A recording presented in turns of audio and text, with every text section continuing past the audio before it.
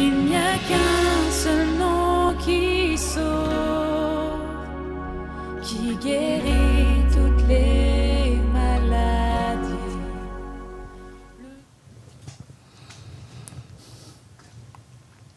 Chers internautes, peuple de Dieu, salutations de la part de notre Seigneur et Sauveur Jésus-Christ. Aujourd'hui, je me propose de considérer avec vous deux versets dans Philippiens chapitre 4, les versets 6 et 7. Et je fais la lecture. Ne vous inquiétez de rien, mais en toute chose, faites connaître vos besoins à Dieu par des prières et des supplications avec des actions de grâce. Et la paix de Dieu, qui surpasse toute intelligence, gardera vos cœurs et vos pensées en Jésus-Christ. Parole du Seigneur. Philippiens 4, versets 6 et 7. Quel est le secret de la paix du cœur? Quel est le secret de la paix du cœur? Chers auditeurs, nous vivons dans un monde bouleversé et troublé.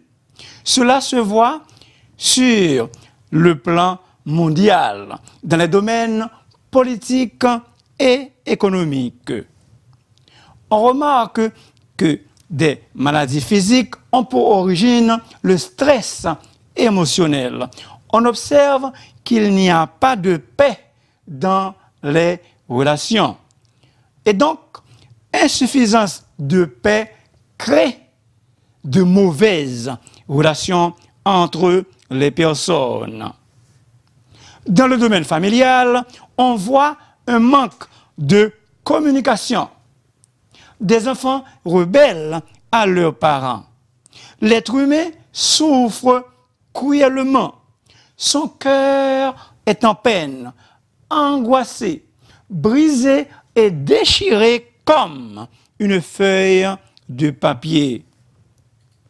En réalité, le genre humain n'arrive pas à trouver la paix intérieure.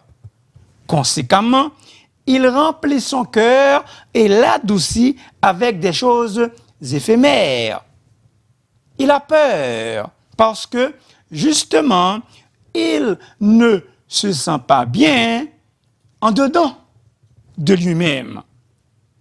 Le calme, la tranquillité, la sérénité et la paix ne règnent pas dans son cœur. Et donc, il vit dans l'inquiétude. Mais où sommes-nous en tant que chrétiens?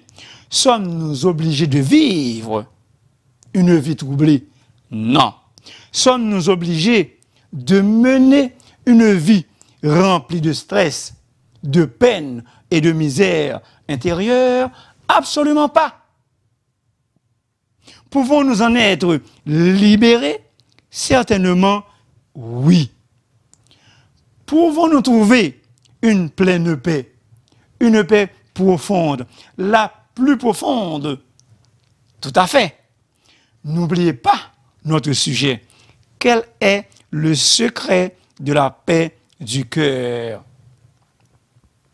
Selon notre passage, la paix est l'état d'une personne que rien ne vient troubler.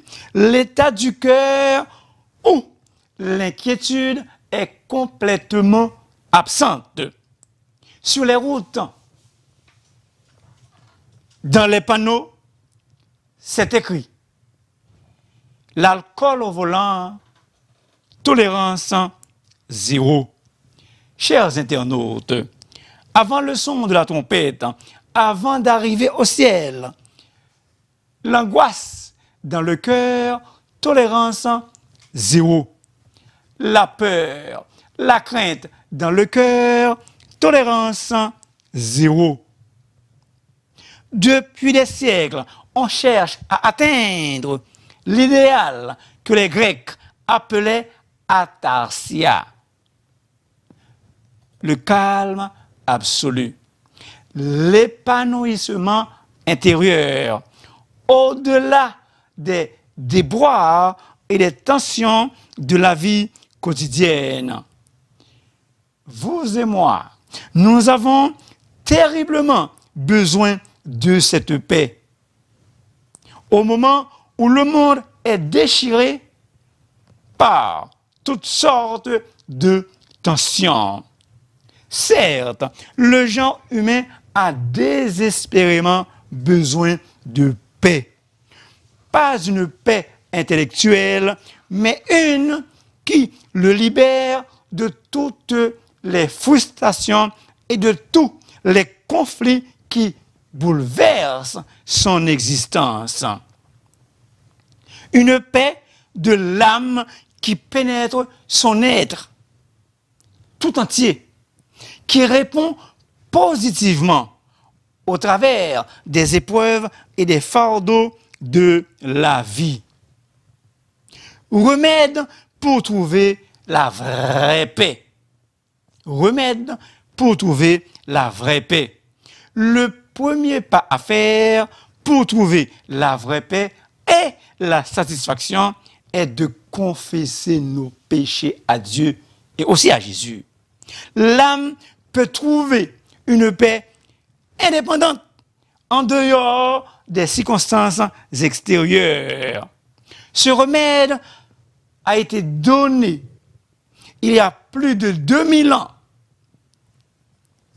par notre Seigneur Jésus sur la croix du Calvaire.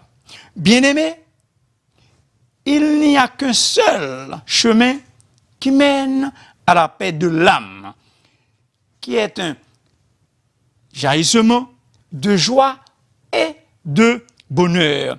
Il faut absolument passer par la repentance et la foi en Jésus. Mon cher ami, as-tu déjà reçu le Christ, Jésus, comme ton Seigneur et Sauveur personnel? Sois-en sûr et certain, car Jésus est la seule espérance de paix, le seul espoir de paix dans la guerre spirituelle intérieure de l'âme. Hello, est-ce que vous êtes avec moi? La seule espérance d'une paix durable pour l'humanité réside dans la croix de Christ, où tous les hommes de toute race, de toute nation peuvent devenir des frères. Jésus ne fait exception de personne. Il désire donner à tous, à tout un chacun, sa paix ou la paix. Car il est la source, Jésus, il est la source de la vraie paix. Est-ce que vous êtes là? Est-ce que vous êtes là? Le psalmiste a dit, « Je me couche et je m'endors en paix, car toi seul, l'Éternel, tu me donnes la sécurité dans ma demeure. » Le prophète Ésaïe nous présente Jésus comme étant le prince de la paix. Un enfant nous est né, un fils nous est donné. On l'appellera Père éternel, prince de paix. Ésaïe 9, verset 5. Jésus est appelé prince de paix. Comme déjà souligné, ce prince de paix offre sa paix à tous. Quand il disait, je vous laisse la paix, je vous donne ma paix, je ne vous la donne pas comme le monde donne. Que votre cœur ne se trouble point et ne s'alarme point. Que notre cœur ne se trouble point et ne s'alarme point. Jean 14 et le verset 27. Jésus est venu dans le monde avec un chant de paix. Gloire à Dieu dans les lieux très hauts et paix sur la terre parmi les hommes qu'il agrée. Il a quitté le monde en laissant un héritage de paix. Je vous laisse la paix, je vous donne ma paix. De fait, Jésus légua à ses disciples, à nous, à moi Lionel, à ses disciples, et aussi au monde entier, une douce et parfaite paix. Et c'est chez lui, chez Jésus, qu'il faut chercher la vraie paix si on la désire. Aussi longtemps que Jésus ne trouve pas sa place dans notre cœur, il n'y aura jamais une vraie paix. Maintenant, les ennemis de notre paix, 5 grands ennemis de la paix, habitent en nous. L'avarice, l'ambition, l'envie, l'orgueil et la colère. Si nous pouvions les éliminer, nous connaîtrions infailliblement une perpétuelle paix. Évidemment, quand la colère nous emporte, nous ne sommes pas en paix. Maintenant, le Dieu de paix, nous adorons, nous servons un Dieu de paix. 6 versets dans le Nouveau Testament nous présentent Dieu comme étant le Dieu de paix. Je vais vous citer seulement un, Romains 15 et le verset 33. Étant donc justifiés par la foi, nous avons la paix avec Dieu. Romains 5 et le verset 1er. Avons-nous la paix avec Dieu? L'un des noms de Dieu est Jéhovah, Shalom, Adonai, Shalom. Le Seigneur est ma paix. C'est le nom que Gédéon donnait à l'autel qu'il construit à Ophra, signifiant que Dieu n'apporte jamais la mort, mais le bien-être et la paix du cœur. Jésus est la source d'une paix réelle, durable et éternelle. Une paix qui assure un grand calme, une tranquillité d'esprit et une sérénité intérieure dans les moments difficiles. Une paix parfaite et douce, même en marchant dans la plus sombre nuit. C'est une paix surnaturelle. À propos de cette paix surnaturelle, encore, le prophète Ésaïe a écrit: à celui qui est ferme dans ses sentiments, tu assures la paix parce qu'il se confie en toi. À celui qui est ferme dans ses sentiments, tu assures la paix parce qu'il se confie en toi. Ésaïe 26 et le verset 3. À remarquer, le mot paix apparaît 2 fois dans un seul verset. Tu assures la paix. La paix. Pourquoi? Parce qu'il se confie en toi. Dieu veut que nous jouissions une paix parfaite, douce et profonde ici-bas même. Pour cela, le texte le dit, le verset le dit, pour cela, nous devons lui faire entièrement confiance. Dans sa bénédiction, en tant que souverain sacrificateur, Aaron a dit que l'Éternel tourne sa face vers toi et qu'il te donne la paix. Que l'Éternel tourne sa face vers toi et qu'il te donne sa paix. Nombre 6 et le verset 25. Chers auditeurs, que l'Éternel tourne sa face vers vous et qu'il vous donne la paix en abondance.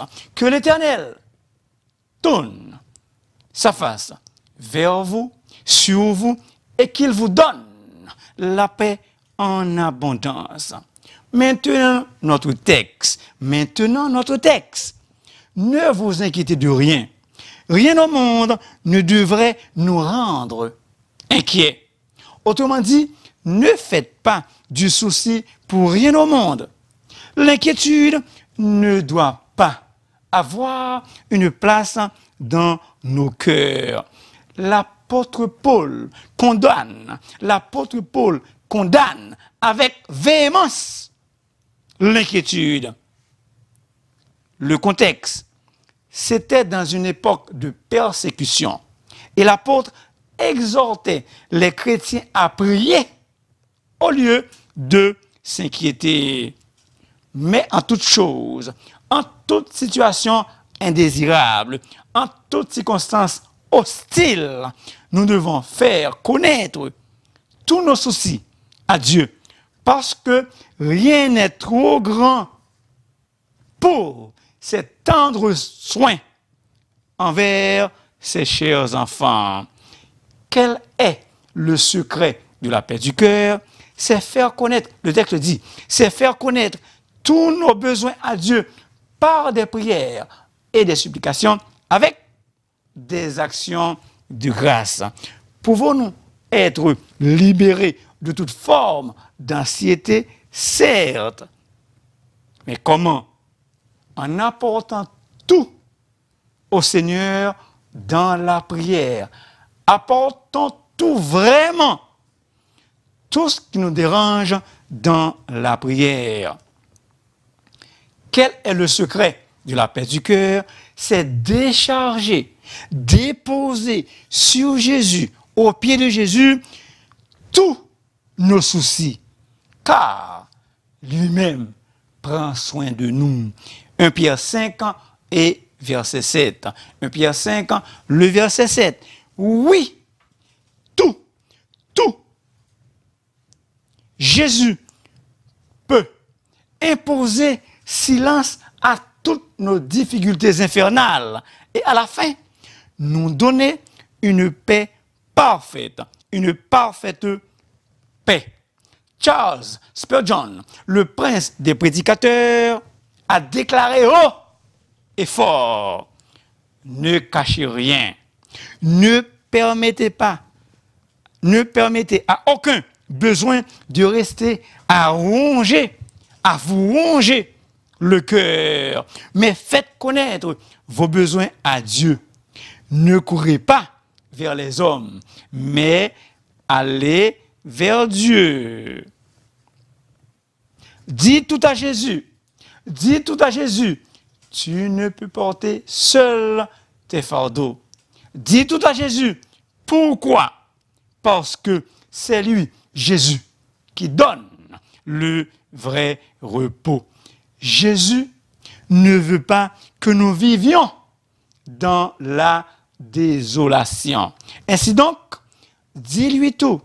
Et à cause de sa bonne grâce, lui-même prend soin de nous. Avec des actions de grâce, des remerciements doivent toujours accompagner nos demandes. Que ma prière, que votre prière ne soit pas empreinte de doute, mais de gratitude et de reconnaissance à Jésus ou à Dieu. Qu'est-ce qui va arriver après avoir fait connaître à Dieu tous nos besoins, après avoir déchargé sur Jésus tous nos fardeaux? Le résultat, il en résulte que la paix de Dieu, qui surpasse toute intelligence, gardera nos cœurs et nos pensées en qui? En Jésus. En Jésus-Christ. Nous ne pouvons pas avoir la paix de Dieu dans nos cœurs. Pourquoi?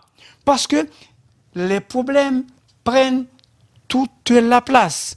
C'est après avoir donné toutes nos calamités à Dieu, c'est alors et alors seulement que sa paix puisse régner dans nos cœurs. Si vis pacem parabellum. Si tu veux la paix, prépare la guerre. Vous et moi, si nous voulons avoir la paix, ce n'est pas la guerre qu'il nous faut préparer. Pour que nous ayons la paix, nous devons apporter nos fardeaux, tous nos problèmes à Dieu dans une prière de foi, dans une prière fervente. Et la paix de Dieu qui surpasse toute intelligence, c'est une paix qui dépasse tout ce que l'on peut imaginer. Une paix qui transcende l'entendement humain, l'analyse humaine et les capacités intellectuelles. Dans cette époque de névrose, de dépression nerveuse et de détresse mentale, la paix de Jésus est un antidépresseur, un médicament tranquillisant qui procure la joie et le contentement. Ce médicament tranquillisant, tu ne vas pas le trouver chez Jean Coutu, ni chez Famille Prix, ni chez Pharmaprix, ni chez Uniprix. Ça, c'est important, ça. Tu vas le trouver seulement chez Pharmacris, Famille Chris, seulement là. Cet antidépresseur, même si tu l'aurais trouvé dans toutes les places dont je viens de citer, il y a un prix à payer. Écoutez bien, Pharmaprix, Family Prix, Uniprix. Ça veut donc dire il y a un prix à payer. Mais chez Pharmacris, Family Chris, Unicris, c'est gratuit. Gratuitement. Gratuitement. Rien à payer. Parce que, à la croix, Christ a tout payé. Christ a tout payé pour vous et moi. Tétélestai. Tout est accompli. La Bible dit, car il est notre paix. Éphésiens 2, verset 14, Jésus-Christ est notre paix. Par la foi, déposons, installons Jésus dans notre cœur. L'apôtre Paul a écrit 13 lettres ou 13 épîtres. Et dans chacune d'elles, comme formule de salutation, écoutez bien la formule, que la grâce et la paix vous soient données de la part de Dieu, notre Père, et du Seigneur Jésus-Christ.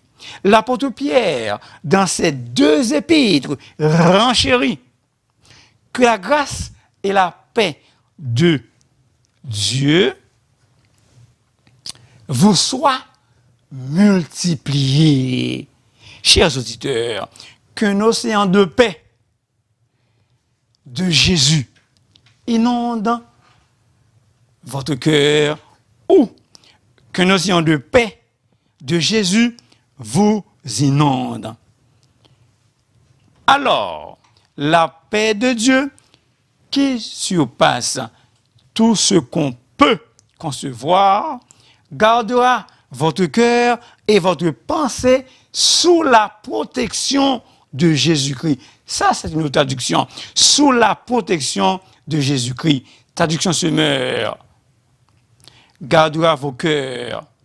Un terme du vocabulaire militaire qui signifie protéger ou veiller sur quelqu'un en le gardant.